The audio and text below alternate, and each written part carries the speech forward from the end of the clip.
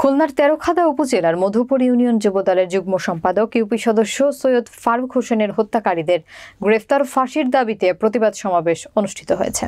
বিস্তারিত থাকছে খুলনা জেলা প্রতিনিধি রাসেল আহমেদের প্রতিবেদনে। শনিবার কোলা মাধ্যমিক বিদ্যালয়ের মাঠে উপজেলা বিএনপি ও অঙ্গ সংগঠনের উদ্যোগে এ প্রতিবাদ সমাবেশ অনুষ্ঠিত হয়। উপজেলা বিএনপির আহ্বায়ক চৌধুরী ফখরুল ইসলাম বুলুর সভাপতিত্বে ভিডিও কনফারেন্সে প্রধান অতিথির বক্তব্য রাখেন কেন্দ্রীয় বিএনপির তথ্য বিষয়ক সম্পাদক আজিজুল বারী হেলাল। উপজেলা বিএনপির সদস্য সচিব FM হাবিবুর রহমানের সঞ্চালনায় অন্যান্যদের মধ্যে উপস্থিত ছিলেন জেলা বিএনপির আহ্বায়ক আলহাজ আমির এজাজ খান, সদস্য সচিব SM মনিরুল হাসান বাপ্পি সহ ইউনিয়ন, উপজেলা, জেলা বিএনপি ও অঙ্গ সংগঠনের বিভিন্ন পর্যায়ের নেতৃবৃন্দ। সমাবেশে বক্তারা যুবদল নেতা সৈয়দ ফারুক হোসেনের হত্যাকারীদের দ্রুত গ্রেফতারপূর্বক দৃষ্টান্তমূলক শাস্তির দাবি জানান।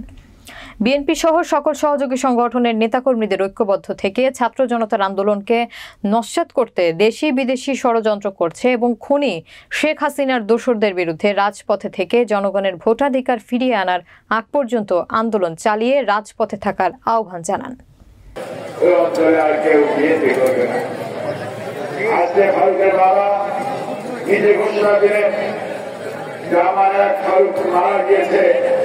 হাজার হাজার ফারুককে নিয়ে আমি আসি।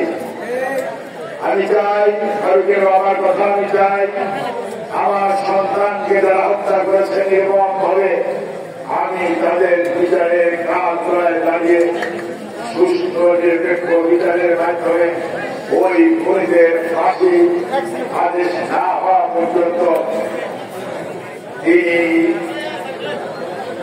কোনোভাবে ছাড় দেবেন না। তোমাদের কিন্তু কোনো ক্ষমা নাই, তোমাদের ক্ষমা হবে না। আমার ভাই ফারুক ছটফট করে মৃত্যুবরণ করবে আর তোমরা শান্তিতে ঘরে পাওয়া। প্রশাসন যদি আগামী এক সপ্তাহের মধ্যে আসামি গ্রেপ্তার না করে আমাদের কর্মীরা আইনের হাতে তুলে নিতে বাধ্য হবে। প্রশাসনকে আলটিমেটাম দিতে চাই যে এক সপ্তাহের মধ্যে ফারুক মিয়ার হত্যাকারীদের আমরা গ্রেপ্তার দেখতে চাই।